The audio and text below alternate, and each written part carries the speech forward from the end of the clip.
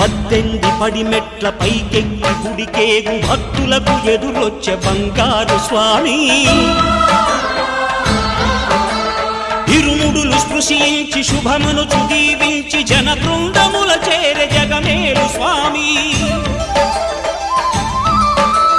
తన భక్తులనరిల్చు తప్పులకు తడబడి ఒక పక్క ఒరిగెన ఓంకారమూర్తి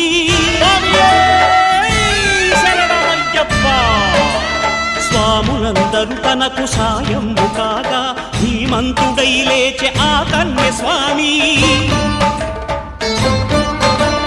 పట్టబంధము వీడి భక్తతతికై